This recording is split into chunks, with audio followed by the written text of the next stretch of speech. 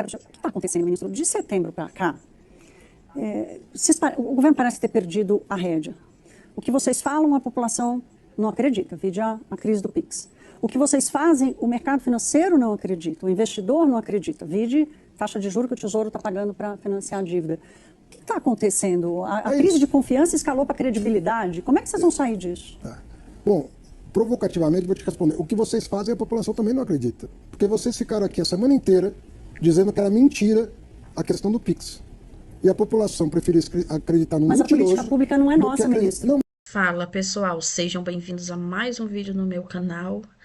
Clima aí não ficou nada legal entre a jornalista da CNN e o ministro da Economia, que não tem nada que ele não entende muito de economia. A situação ficou bem tensa entre eles durante uma entrevista do ministro. Tá complicado a situação desse governo. Para todos os lados que eles vão, estão recebendo alfinetada. Até os próprios petistas aí estão culpando o governo, já estão abrindo o olho, já estão abrindo a boca e falando que a situação está descontrolada. Antes da gente ir pro vídeo, não se esqueça de curtir, compartilhar, comentar e se inscrever no canal. Sabe aquele influenciador comunista? É um influenciador comunista. O cara é comunista, tem a imagem de Marx atrás dele. Olha o que ele fala do governo Lula. O povo não é burro. Não adianta achar que o estelionato eleitoral que está sendo realizado agora vai conseguir segurar essa bronca, porque não vai. Não vai. Se o Lula, nos anos 80, era o messias do sindicalismo. Se no governo Lula 1 e Lula 2 tirou 500 bilhões de pessoas da pobreza. Isso não importa. Não importa. Não importa. Porque o que está acontecendo agora, está acontecendo agora. Agora. O cenário de terra arrasada que a gente está vivendo, e é só o começo, é desalentador. Desalentador. O governo Lula não tem nada para mostrar para a classe trabalhadora. Nada. Nada. Nada. Nada. Nada. Um projeto que está sufocando a classe, está jogando a classe trabalhadora no colo político da extrema-direita. A direita e a extrema-direita vão nadar de braçada. O resultado já se mostrou nas eleições de 2024. Já se mostrou. O campo progressista perdeu. Perdeu feio, perdeu de lavada, perdeu humilhado. E depois disso, o silêncio. E não interessa.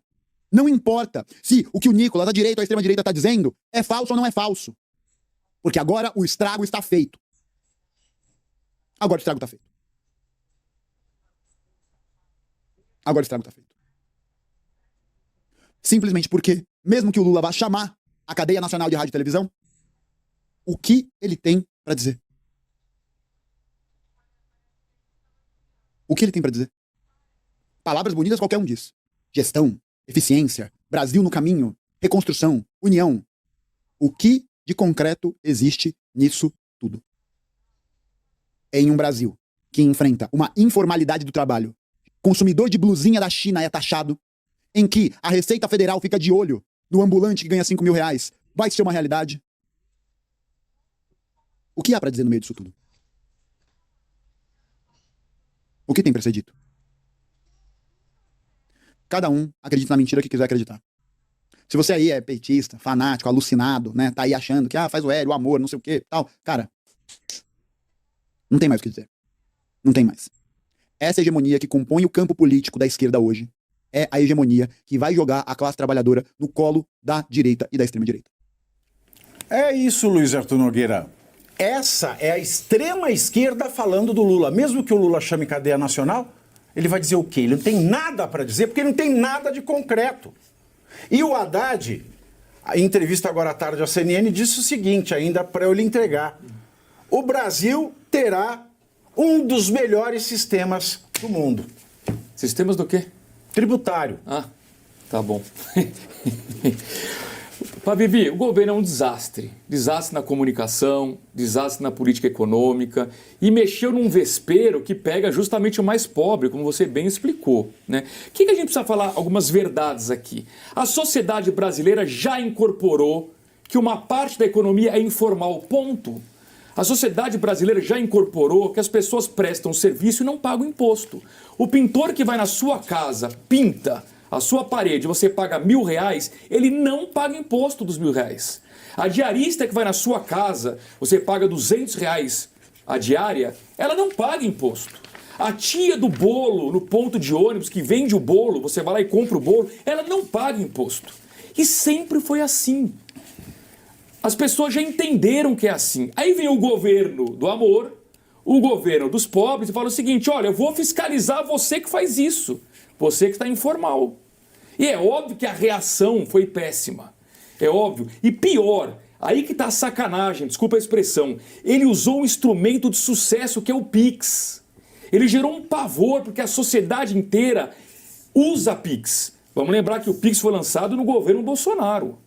A sociedade usa o Pix porque o Pix é fácil, porque o Pix não cobra tarifa, porque o Pix é instantâneo, 24 horas, 7 dias por semana. Daí a querer usar o Pix para fiscalizar as pessoas foi uma tentativa realmente muito ruim, foi uma sabotagem da população brasileira. Portanto, Pavinato, o governo foi obrigado a voltar atrás porque ele estava na iminência de acontecer o que aconteceu em 2013 com aquele aumento de 20 centavos da tarifa de ônibus. As pessoas estavam ameaçando ir às ruas. Então, por muito pouco, o governo Lula não acabou com essa tragédia que foi sabotar o Pix e sabotar a população brasileira. Sabotar a população brasileira, e teve até gente, né, do lado B, teve até gente da quebrada, né, que você vê ali que é do sistema das substâncias ilícitas, que achou ruim. Nicolás Ferreira furou a bolha.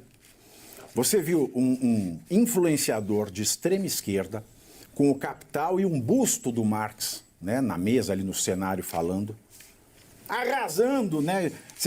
Se você vem com faz o L, tá chamando de estúpido mesmo. Quem falar que faz o L resolve.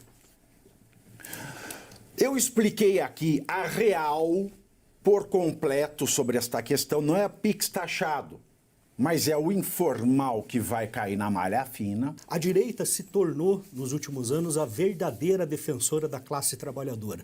Porque não existe classe trabalhadora se não existir empreendedorismo, se não existirem empresas, negócios, investidores trazendo dinheiro para o Brasil, a economia se movimentando, impostos baixos para que a gente não tenha o efeito da curva de Laffer, aonde quanto mais o imposto sobe, menos temos consumo e, por consequência, mais inflação e menos o dinheiro rodando.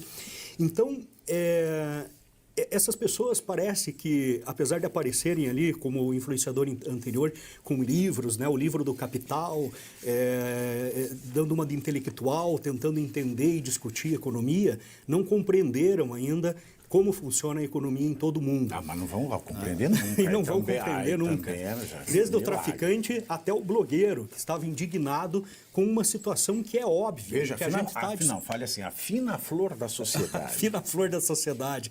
Eles estão meio que todos no mesmo balaio mesmo, né? Então, eles estão começando a acordar agora para a realidade. Então, esses dois vídeos despertam na gente essa sensação de que, assim como aconteceu na Argentina com Alberto Fernandes, onde manifestações de esquerdistas com as bandeiras do Che Guevara saíram pedindo que o governo fosse derrubado, que ele renunciasse ao governo devido ao caos que a Argentina chegou, nós estamos vendo que isso pode se repetir no Brasil também.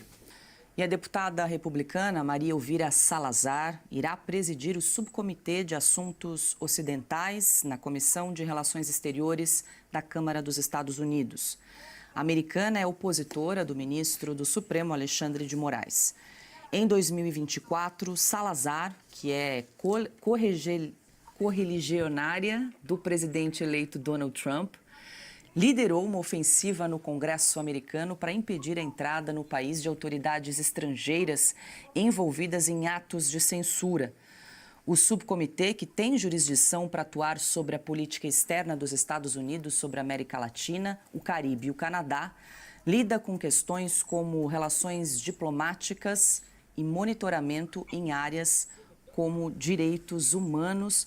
Cauti, Quero te ouvir, a deputada aí, Maria Elvira Salazar, republicana, já presidia, na verdade, né? Agora pelo segundo ano vai seguir no comando desse comitê aí na Comissão de Relações Exteriores da Câmara dos Deputados dos Estados Unidos. Pois é, uma deputada latina que tem um interesse muito grande para todo o hemisfério ocidental, né? Ou seja, do México até a Terra del Fuego, e vai olhar para o Brasil com muita atenção. A foto que ela mostrou do Alexandre de Moraes em plena Câmara dos Deputados dos Estados Unidos, uma audição pública, é para os Estados Unidos inteiros verem quem que é o problema, quem que é a base, a raiz do problema aqui no Brasil, das violações sistemáticas da Constituição brasileira.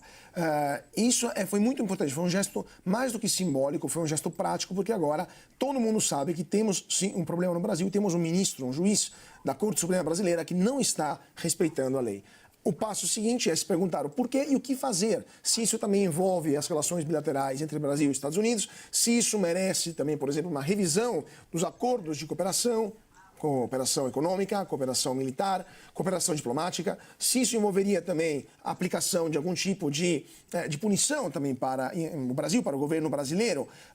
Então, é isso que todo mundo está de olho, todo mundo está esperando o que pode acontecer e o que o Senado e o governo americano decidirão para fazer frente a essa situação. Seria muito simples, é só indicar que o Brasil está violando o Pacto Interamericano de Direitos Humanos e com isso os Estados Unidos teriam um direito legal, jurídico, de aplicar algum tipo de retaliação, e dizer, não, isso não está certo e temos o direito de responder desta outra forma. Há várias questões que poderiam ser, ou, por exemplo, enviar no Brasil um embaixador que, lembramos, é escolhido pelo presidente americano, particularmente assertivo. Ele tem o poder de fazer isso. É só enviar para o Brasil alguém que, cada vez que tem um abuso por parte do Supremo, levante a mão e publicamente fale isso não está correto. O Brasil faz o quê? Vai declarar a pessoa não grata para criar ainda mais problemas nas relações bilaterais? Ou seja, está ainda tudo começando, vamos ver o que vai acontecer, mas com certeza não se esperam tempos fáceis para o Palácio do Planalto e para o Supremo Tribunal Federal. Um detalhe, os ministros do Supremo sempre adoraram dar aquela palestrinha em Nova York, passar aquelas férias em Miami, investir nos Estados Unidos, passar temporadas de férias. Nos últimos 2 anos, 1 ano e meio mais ou menos, não me consta que alguém foi palestrar nos Estados Unidos, né, desde que era claro que Donald Trump iria ganhar a eleição ou desde que a deputada mostrou a foto do ministro Alexandre de Moraes dentro da Câmara dos Deputados. Ou seja, o vento está mudando e alguém lá em Brasília está percebendo isso. Ana, quero aproveitar para te perguntar em que pé que está aquele projeto de lei que foi apresentado aí pela deputada americana Maria Elvira Salazar em setembro do ano passado, que previa aí sanção contra autoridades de outros estados que cometessem atos de censura contra cidadãos americanos, para que eles não pudessem entrar nos Estados Unidos. Avançou esse projeto? Em que pé que está? Então, Paula, como eu mencionei, agora entra na nova fase, passou pelas comissões, agora vai para a Casa, né, dos Representantes, que é a Câmara dos Deputados aqui nos Estados Unidos. Agora a Câmara tem maioria republicana, depois vai para o Senado também agora tem maioria republicana e grandes chances disso passar. E aí, Paula, não é apenas questão de perder o visto, né? O que já seria muito, porque, como o Cauti disse, os ministros do Supremo Tribunal Federal adoram, né, uma palestrinha em Nova York. Não foi em Nova York que nós ouvimos a famosa frase "perdeu o mané, não a mola"? E adoram, né, convenções aqui nos Estados Unidos, adoram passear.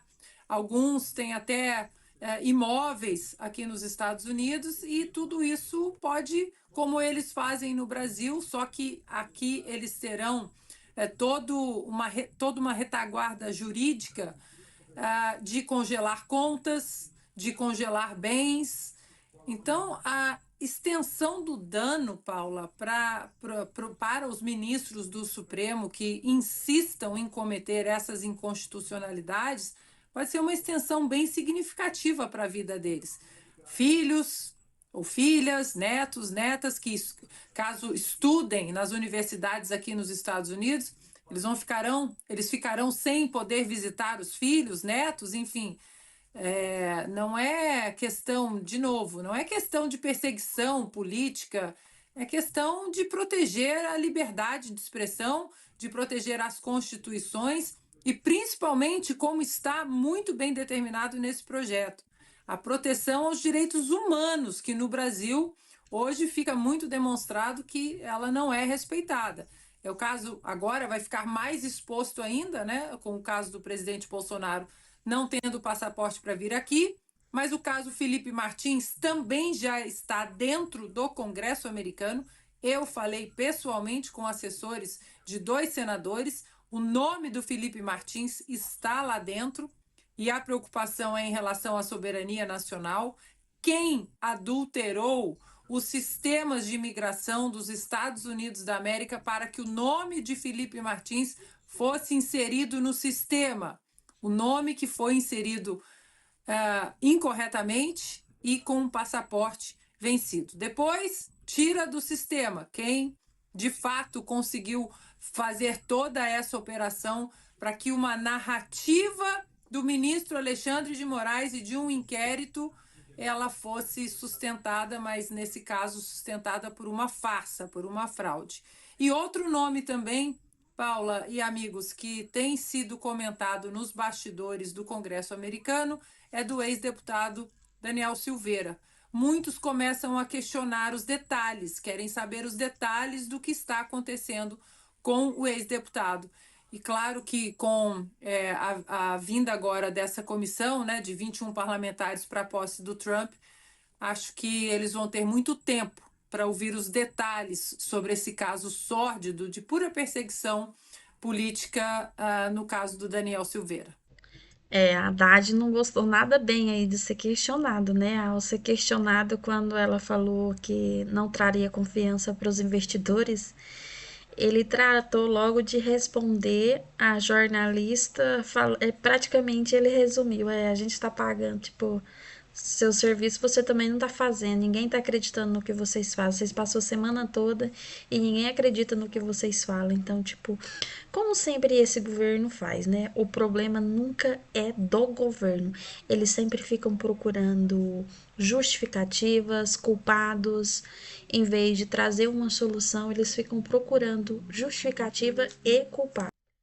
Então ele surtou aí. O governo, as pessoas, os ministros dele, o próprio governo, o próprio Lula, deixa claro aí que o atual governo só consegue manipular a população quando ele restringe a mídia tradicional para passar somente as informações pertinentes a eles e impedindo qualquer informação da oposição. Tem que falar a linguagem dele, a linguagem que eles querem, porque se for a linguagem da oposição, algo que beneficia a oposição, então para eles não estão fazendo o serviço dele, eles já surtam, eles partem para cima. A crise que o país está e eles ainda querem que as pessoas acreditem, que a população mantenha assim a crença, sem perceber a realidade, mas a população, através das redes sociais, a população está abrindo os olhos, está vendo que realmente a situação que o Brasil está, porque se a gente dependesse só de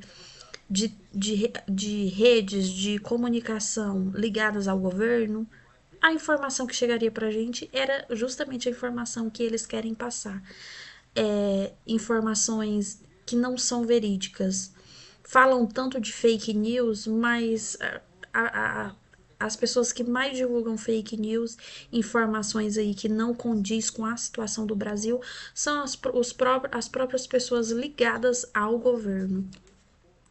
Então é uma briga aí assim bem acirrada, né? Porque o governo põe o dinheiro aí na mídia para eles fazer a divulgação a favor do governo e até os próprios blogueiros, os próprios jornalistas aí de esquerda das redes de comunicação que recebem grana do governo já estão expondo, porque todo mundo está vendo a realidade. Todo mundo tá vendo a situação que o Brasil está. Não tem como mais esconder a real situação que o Brasil está. Então, assim, é uma briga aí entre, como se fala, é a briga de cachorro grande, o ditado popular. A decadência do Brasil, sair de um ministro Paulo Guedes para um ministro desse aí, que a cada vez que ele abre a boca, que ele fala algo, o dólar sobe.